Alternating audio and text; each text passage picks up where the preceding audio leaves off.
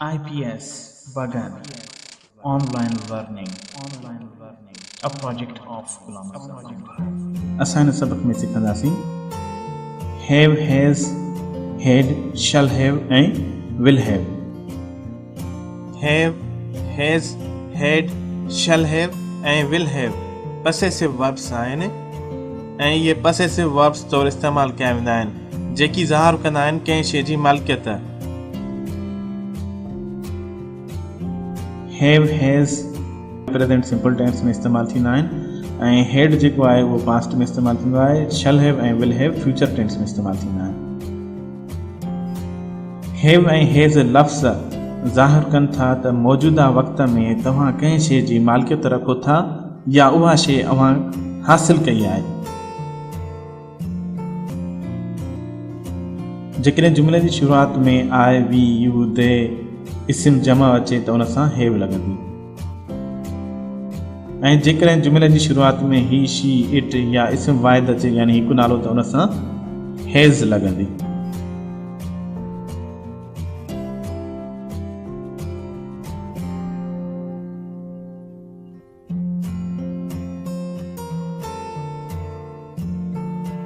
जुमिले जी बनावट हीअं आहे त सभ खां पहिरीं असां सब्जेक्ट रखंदासीं, उन खां पोइ हैव या हैज़, उन खां पोइ नाउन रखंदासीं।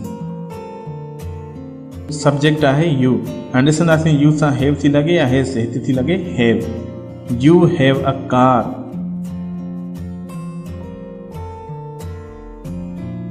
तोखे गाॾी आहे। इनखे असां हीअं बि चई सघूं था तो वटि गाॾी आहे। खे आहे या वटि आहे, ॻाल्हि साॻी आहे, इन जो मतिलबु साॻियो ई आहे।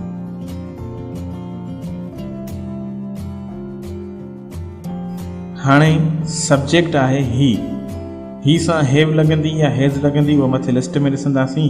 ही सां हैज़ लॻंदी, so he has a pen, he has a pen, हुनखे पेन आहे, या हीअं बि चई सघूं था हुन वटि पेन आहे।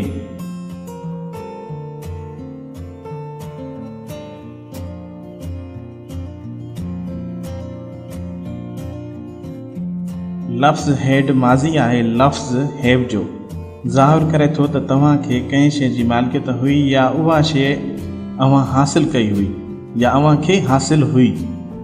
हिन में सब्जेक्ट कहिड़ो बि अचे, आए अचे, वी, यू, दे, ही, शी, इट इस्म वाहिद या जमा या को बि फाइल अचे त उन सां हैड ई लॻंदी, छो जो हैड हिकिड़ो ई लफ़्ज़ आहे जेको सब्जेक्ट खां बाद में इस्तेमालु थींदो। हैड जेको आहे उहो इस्तेमालु थो थिए पास्ट सिंपल टेंस में।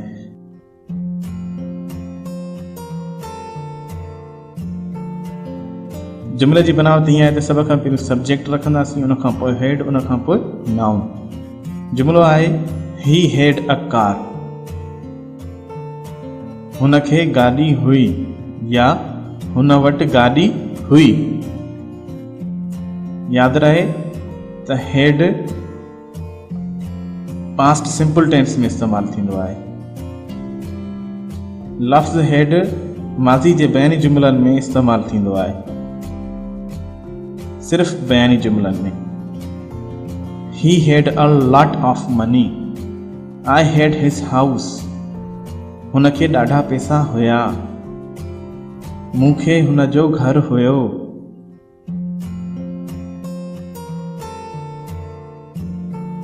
हैड सिर्फ़ ऐं सिर्फ़ माज़ी जे बयानी जुमिलनि में इस्तेमालु थींदो आहे।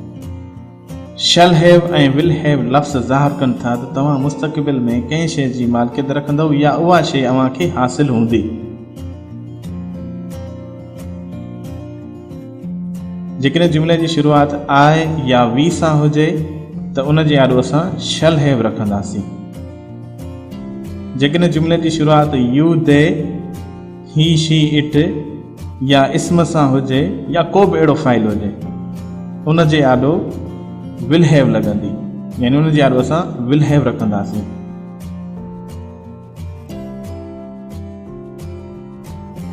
जुमिले जी बनावट हीअं आहे त सभ खां पहिरीं असां सब्जेक्ट रखंदासीं, उन खां पोइ शल हैव या विल हैव, उन खां पोइ noun.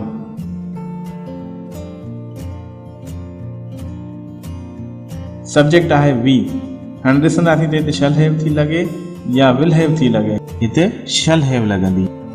V shall have a car, असांखे गाॾी हूंदी या असां वटि गाॾी हूंदी।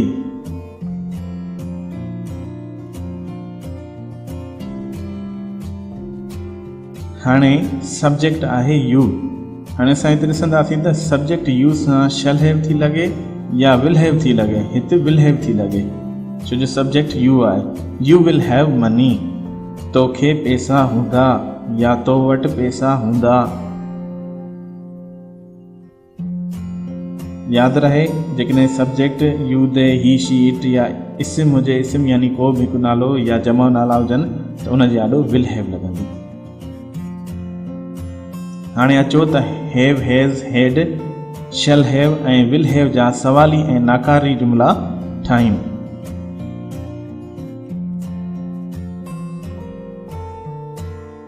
हैव ऐं हैज़ जा सवाली जुमिला।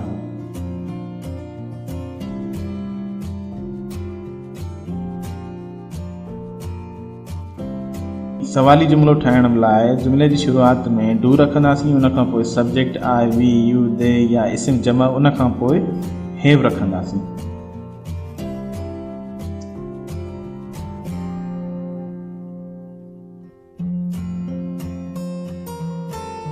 ऐं ॿियो हीअं आहे त जुमिले जी शुरूआत में असां डज़ रखंदासीं ऐं सब्जेक्ट ही, शी, इट या इस्म वाहिद यानी हिकु नालो, उन खां बाद में असां हैव रखंदासीं। जेकॾहिं सब्जेक्ट ही, शी, इट या इस्म वाहिद हुजे त उन सां शुरू में सवाली जुमिलो ठाहिण लाइ असां डज़ रखंदासीं ऐं ही, शी, इट इस्म वाहिद खां पोइ असां हैव रखंदासीं। जुमिले जी बनावट हीअं आहे, सभ खां पहिरीं असां डू या डज़ रखंदासीं, उन खां पोइ सब्जेक्ट, उन खां पोइ हैव, उन खां पोइ noun question mark. Do you have a car, छा तोखे गाॾी आहे या छा तो वटि गाॾी आहे। Do, does present simple tense जा मददी फेल आहिनि ऐं यादि रहे त हैव ऐं हैज़ जेकी लफ़्ज़ आहिनि उहे एज़ अ पसेसिव वर्ब इस्तेमालु कया वेंदा आहिनि प्रेज़ेंट सिंपल टेंस में। ॿियो जुमिलो हीअ आहे, does he have a pen, छा हुनखे पेन आहे।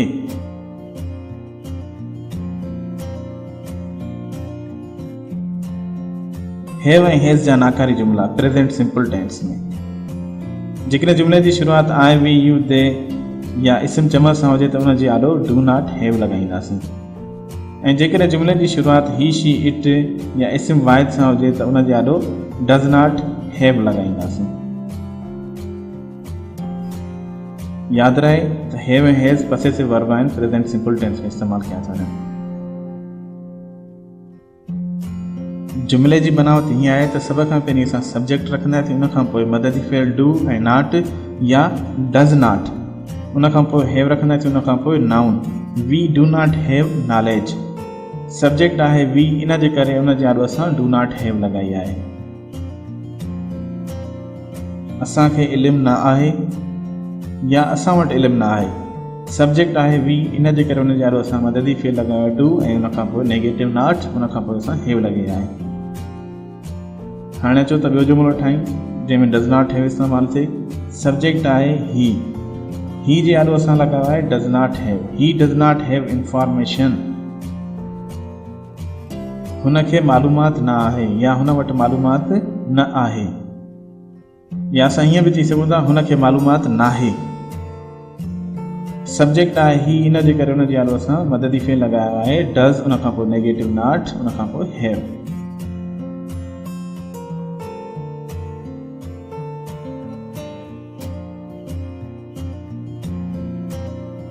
हेड जा सवाली जुमिला यानी पास्ट सिंपल टेंस में। जुमिले जी शुरूआत में सभ खां पहिरीं असां डिड रखंदासीं मददी फेल पास्ट सिंपल टेंस, उन खां पोइ सब्जेक्ट आई, वी, यू, दे, ही, शी, इट या को बि फाइल, उन खां बाद में असां हैव रखंदासीं। जुमिले जी बनावट हीअं आहे त सभ खां पहिरीं असां डिड रखंदासीं, उन खां पोइ सब्जेक्ट, उन खां पोइ हैव, उन खां पोइ असां नाउन रखंदासीं क्वेश्चन मार्क।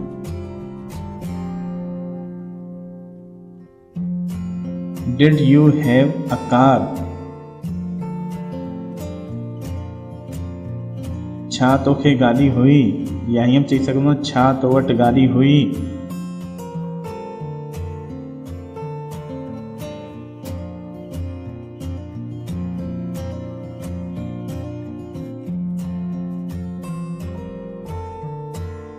हेड जा नाकारी जुमला।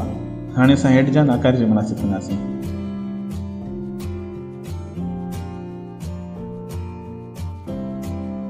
जेकॾहिं जुमले जी शुरूआत में आई वी यू दे ही शी इट या को बि फाइल अचे थो उनजो आॾो असां डिड नॉट हैव रखंदासीं।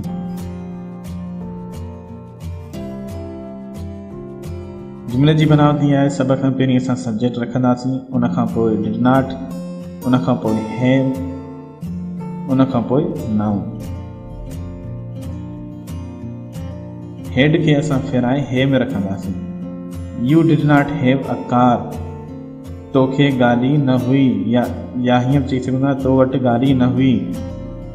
यू सब्जेक्ट असां यू रखियो आहे। डिड नॉट डिड जेको आहे उहा मददी फेल आहे, पास्ट सिंपल टेंस जो, उनखां पोइ असां नॉट रखियो आहे। ऐं हैव हेड जो प्रेज़ेंट फॉर्म आहे, इन जे करे असां हेड खे फिराए हैव में रखियो आहे, छो जो हेड थर्ड फॉर्म आहे हैव जो, यानी माज़ी आहे। हाणे अचो त विल हैव ऐं शल हैव जा सवारी जुमला ठाहिण सिखूं। जुमले जी शुरूआत में असां शल रखंदासीं, उनखां पोइ आए या वी, उनखां बाद में असां हैव रखंदासीं।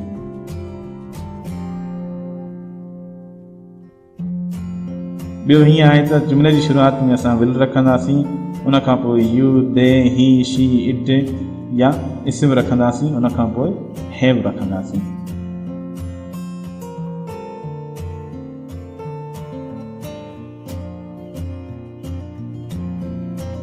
जुमले जी बनावट हीअं आहे त सभ खां पहिरीं असां मददी फेल फ्यूचर जो रखंदासीं शल या विल, उनखां पोइ असां सब्जेक्ट रखंदासीं, उनखां पोइ हैव, उनखां पोइ असां नाउन रखंदासीं question mark. Shall we have spicy food, छा असांखे मसालेदार खाधो हूंदो। जुमले जी शुरूआत में असां फ्यूचर टेंस में मददी फेल रखियो आहे शल, उनखां पोइ सब्जेक्ट वी, उनखां पोइ हैव, उनखां पोइ नाउन क्वेश्चन मार्क। यादि रहे जेकॾहिं जुमले जी शुरूआत में आए या वी अचे त उनखां पोइ असां शल इस्तेमालु कंदासीं।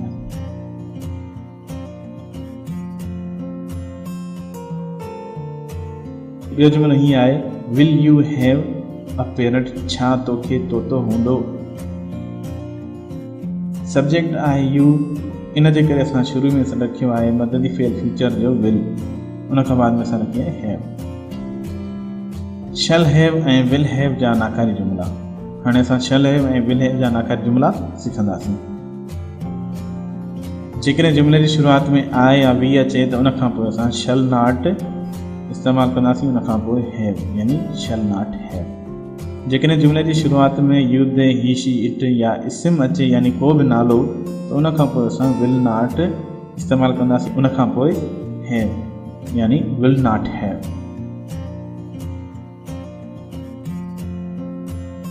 जुमले जी बनावट हीअं आहे त सभ खां पहिरीं असां सब्जेक्ट रखंदासीं, उनखां पोइ शल नॉट या विल नॉट, उनखां पोइ असां हैव रखंदासीं, उनखां पोइ नाउन।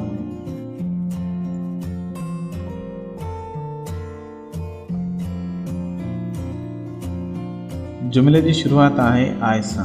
हाणे असां ॾिसंदासीं त आए जे आॾो शल नॉट हैव थी लॻे या विल नॉट हैव। हिते थी लॻे शल not have. I shall not have money, I shall not have money, मूंखे पैसा न हूंदा। हिते सब्जेक्ट आहे आई, इन जे करे असां हुन जे आॾो शल नॉट रखियो आहे, उनखां पोइ असां हैव रखंदासीं, छो जो आई सां शल नॉट इस्तेमालु थींदी नेगेटिव में। ऐं ॿियो जुमिलो हीअं आहे सब्जेक्ट आहे यू, हिते ॾिसंदासीं त शल नॉट थी लॻे या विल नॉट थी लॻे। हिते यू सां विल नॉट थी लॻे, U will not have money, तोखे पैसा न हूंदा। हाणे अचो त हैव हैज़ हैड ऐं शल हैव ऐं विल हैव जा जुमला पढ़ूं। We have a lot business, we have a large business, she has a computer, असांखे वॾो कारोबार आहे, हुनखे कंप्यूटर आहे।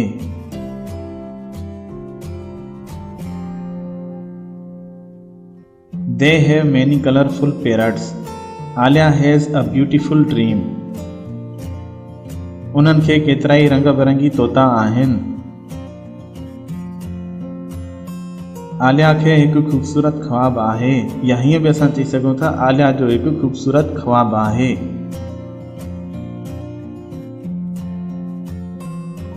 Do you have any pen? छा तोखे का बि पेन आहे? Does she not have your dress?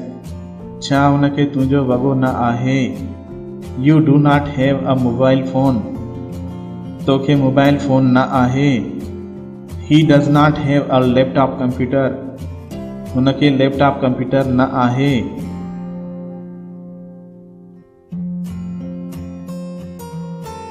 Do you not have any pen? छा तोखे का बि पेन न आहे? डज़ ही नॉट हैव गुड थिंकिंग? छा हुनखे सुठी सोच न आहे? Did we have good opportunity? छा असांखे सुठो मौक़ो हुयो? You did not have teaching method? तव्हांखे पढ़ाइण जो तरीक़ो न हुयो। You will not have property in Karachi? तव्हांखे कराची में मिल्कियत न हूंदी। Will he not have a good planning? छा हुनखे सुठी मनसूबाबंदी न हूंदी। Shall we have your car? छा असांखे तव्हांजी गाॾी हूंदी। I shall not have any book? मूंखे को बि किताब न हूंदो।